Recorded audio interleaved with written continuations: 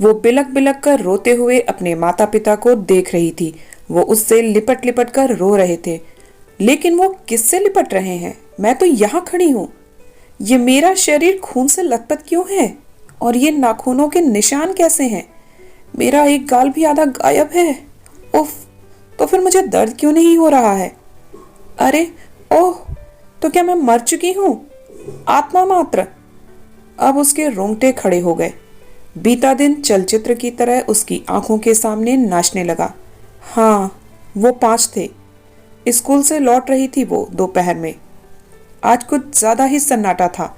ऐसा लगता था कि सूर्यदेव के रौद्र रूप को देखकर सब अपने अपने घर में कूलर एसी में सिमट गए थे।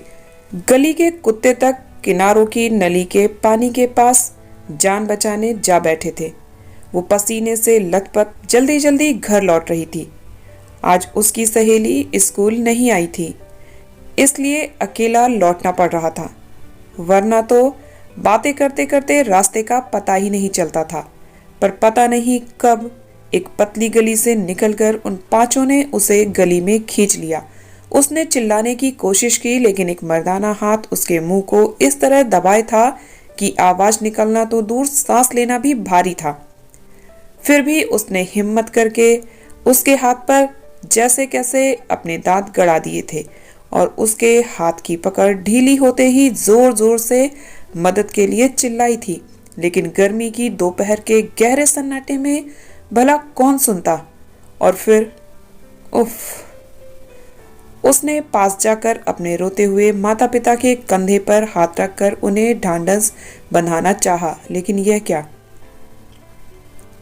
वो तो उसकी उपस्थिति से अनजान वैसे ही बिलख रहे थे। माँ जरूर हल्का सा चौंकी थी। शायद उसकी महक उन तक पहुंच गई हो, लेकिन यह पक्का था कि कोई उसे नहीं देख पा रहा था। इसका मतलब वो सचमुच मर चुकी थी। ओह, एक पल को तो वो दुखी हुई, लेकिन दूसरे ही पल उसके चेहरे पर एक सुकून पसर गया। इसका मतलब अब कोई अपने गंदे हाथ उसे नहीं लगा सकता, उसके शरीर को यहाँ वहां नहीं छू सकता। तभी उसकी नजर उन 5 पर पड़ी। ओफ, शोकपूर्ण मुद्रा बनाए वो उसकी शव यात्रा में सम्मिलित थे, ताकि किसी को उन पर संदेह न हो। भय और उससे भी ज्यादा क्रोध के अतिरेक से पुनः उसकी रूह कांप उठी। तभी उसके कानों में मृत्यु देवता का स्वर गूंजा। 3 दिनों तक ही तुम अपने परिजनों के आसपास रह सकती हो, फिर तुम्हें प्रेत लोक में जाना होगा। उसने पुनः अपने मृत शरीर की ओर देखा। शरीर जलने में अभी समय था। यही मौका है। उसके मस्तिष्क में एक विभत्स विचार कौंधा। उसने अनुनयपूर्ण दृष्टि से नजर उठाकर मृत्यु के देवता की ओर देखा। उनकी मना स्थिति से वो अनभिज्ञ, वो उसी की ओर देख रहे थे। अपनी कठोरता के लिए विख्यात मृत्यु के देवता की आंखें भी नम थीं। सहमति का संकेत पाते ही तत्काल उसने अपनी आत्मा को अपने शरीर में प्रवेश करा दिया और अट्टहास करती उठ खड़ी हुई। अचानक मृत शरीर को इस तरह अट्टहास करते देख उपस्थित सभी घबरा गए और भाग खड़े हुए।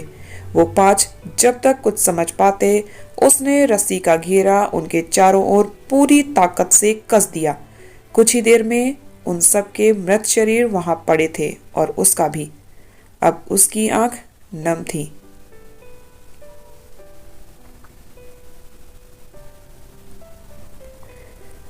तो दोस्तों, अगर आपको ये कहानी अच्छी लगी हो तो प्लीज़ वीडियो को लाइक, सभी के साथ शेयर और चैनल को सब्सक्राइब ज़रूर कीजिएगा।